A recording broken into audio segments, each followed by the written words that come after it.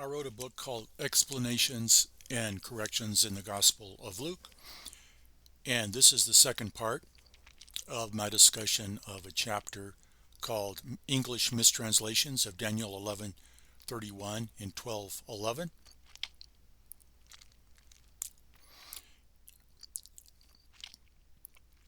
So I'm going to have to just pick up where I left off in episode number 19, which was part 1 of this chapter. Signification number 10 under Young's heading, set up 2, is too long to copy since it has about 30 illustrative passages. Here are a few. 10. To cause to rise up, kum.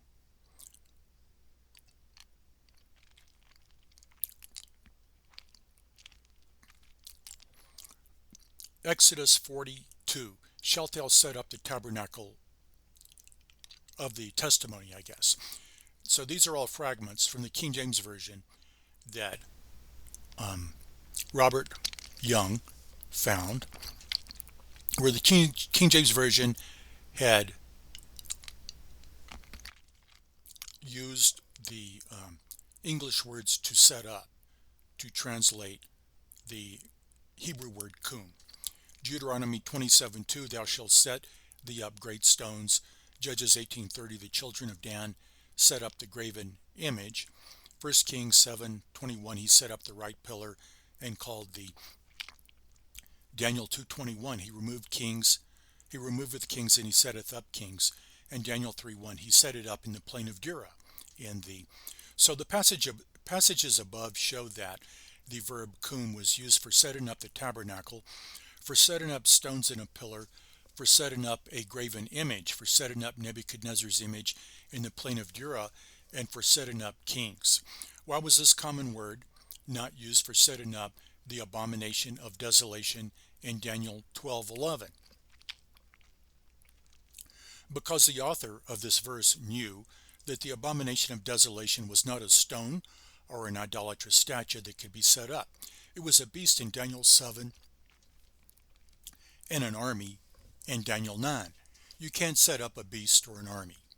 The correct translation of Nathan in Daniel 12:11 probably is the word placed, but only in the same sense in which Daniel 11:31 should be read, which I will discuss below. Young's Concordance has a heading for the other offending passage, Daniel 11:31, under the heading place, to give or have. Signification number 5 under that heading reads 5. To give, Nathan. 2 Chronicles 17:2, he placed forces in all the fenced cities. Isaiah 46:13, will place salvation in Zion for Israel. Ezekiel 37:26, I will place them and multiply them. Daniel 11:31, they shall place the abomination that.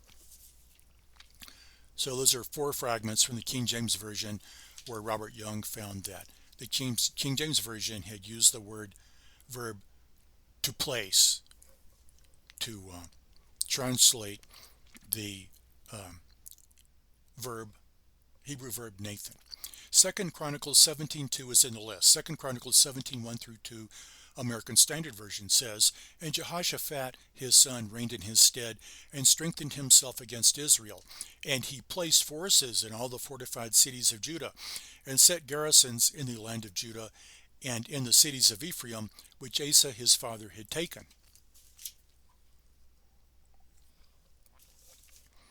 The salvation that God promised to place in Zion in Isaiah 46:13, which is another of those 4 passages, was apparently provided by Cyrus the Persian. Verse 11 says that God would call a ravenous bird from the east, the man of my counsel from a far country. The preceding verses show that the chapter is about the downfall of Babylon. Cyrus led the Persians to defeat Babylon. Cyrus's proclamation releasing the Jews from Babylonia is found in Ezra 1:1 through 8. Cyrus was their savior. The expression to place salvation sounds strange to English ears. The phrase bring near my righteousness appears to be synonymous with the phrase I will place salvation in Isaiah 46:13. I bring near my righteousness, it shall not be far off, and my salvation shall not tarry, and I will place salvation in Zion for Israel my glory. So I put bring righteousness and place salvation in bold to show that they appear to be synonymously parallel. Abstract ideas like righteousness are not normally thought of as being moved any more than salvation.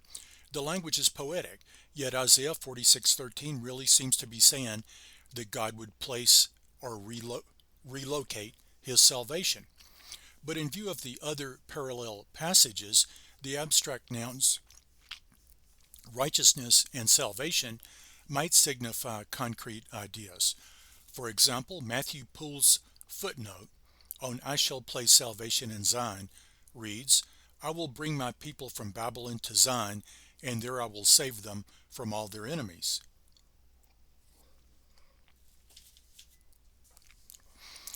Luke 2:26 says that Simeon would not die till he had seen the Lord's Christ.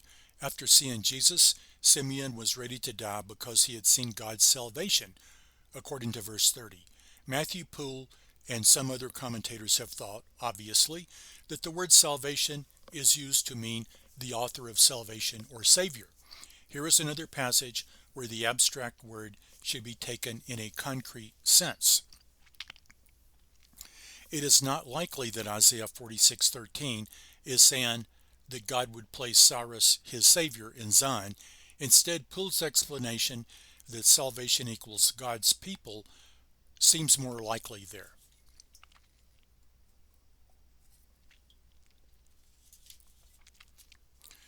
Ezekiel 37 contains one of the illustrative passages mentioned above. It is about the hope that the Jews who were exiled in Babylon would return to Israel. Thus, verses 24 through 26 read in the American Standard Version. Well, I'm going to skip some of that to save time, because I keep running overtime in this video. Moreover, I will make a covenant of peace with them. It shall be an everlasting covenant with them, and I will place them and multiply them, and will set my sanctuary in the midst of them forevermore. God was promising to place the Jews in the sense of relocating them from Babylon to the land of Israel. None of the passages that Young's Concordance lists with the verb Nathan in signification number 5 above is about setting up an idol or altar. Daniel 11:31 is in that list and should be interpreted in the light of its parallel passages. In Ezekiel, people are relocated. Isaiah 46 says that salvation would be placed in Zion. That language is poetic, but the passage may have a similar meaning to Ezekiel 37:26. It refers to the salvation of the Jews by Cyrus, and Cyrus moved or relocated Jews. 2 Chronicles is not about the placing of idols or altars. Jehoshaphat placed or relocated military forces and garrisons in the land of Israel. Luke said that the abomination of desolation spoken of by Daniel the prophet was an army that would compass Jerusalem.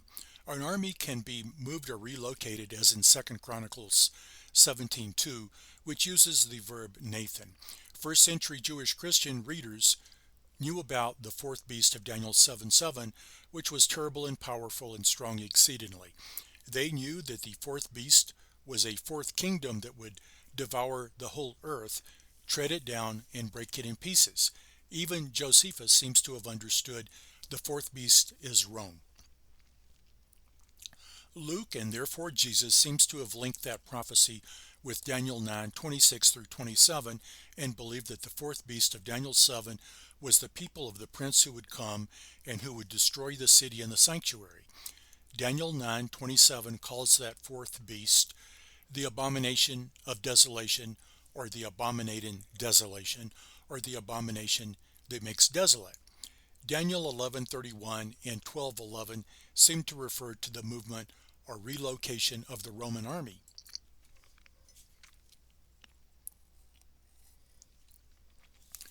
I will summarize the facts I've given about Daniel 11:31, which uses the verb Nathan. The fragment of the verse quoted in Young's Concordance from the King James Version is, "They shall place the abomination that." Even though the King James Version translators were probably incorrectly thinking about placing an idol or altar, they correctly translated the verb. Even though the King James Version translated the verb correctly, other translations don't. For example, the same fragment of Daniel 11:31 in the American Standard Version is, "They shall set up the abomination that," and Young's literal translation is incorrect. Young's Concordance classifies Daniel 11:31 under the fifth signification of the hidden place, to give or have, which reads 5. To give, Nathan. Young meant that the most common meaning of Nathan was to give. The passages with the verb Nathan that Young considers parallel are about relocation, not about giving, and not about setting up anything. Even though to give is the basic sense of the Hebrew verb Nathan, the idiomatic sense of to place or to relocate exists in several scriptures. Here's a summary of the facts I gave about Daniel 12:11, which also uses the verb Nathan. The fragment of the King James Version mistranslation quoted by Young's Concordance is "abomination that maketh desolate set up." Because Young's Concordance is based on the King James Version, this passage is under the English heading "set up to." Young classified Daniel 12:11 under signification number 6. 6. To give, upper fourth, Nathan. Young's entry of Daniel 12:11 is the only illustrative passage listed, and nothing in the concordance substantiates the King James Version translation. Since Nathan in the sense of set up is fictitious, it naturally follows that Young couldn't find any uses of the verb in this sense in any other scriptures. Knowing that the King James Version translation was wrong, but not understanding the real meaning, Robert Young rendered Nathan as given out in his own translation of this verse.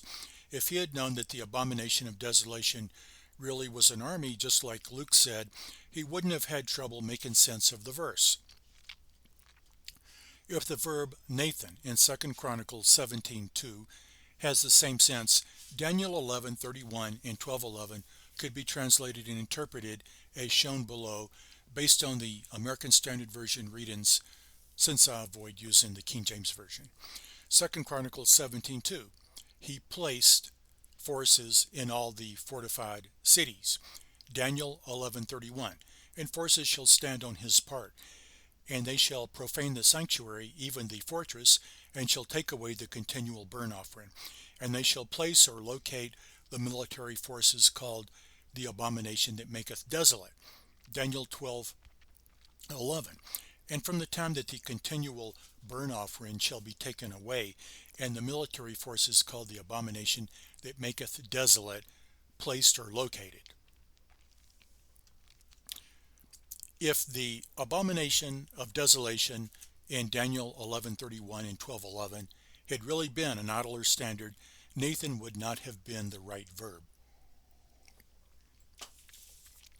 The writer of these passages might have either used the Hebrew verb kum, equals signification number 11, under Young's heading set up to, or the Hebrew verb nasa, signification number 5, under Young's heading set up to.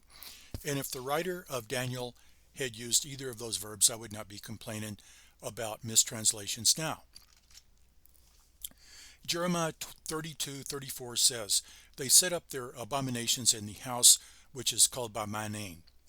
The context is about idolatry. Some kind of idol was placed or set up in the temple, maybe the one Manasseh was responsible for. Since the event was supposedly analogous to the one in Daniel 11:31 and 12:11, it would have supported the offended translators if the Hebrew verb Nathan was used for the setting of the abominations. But still another Hebrew verb was used, sum or sim, which is Young's signification number 33 under the word set.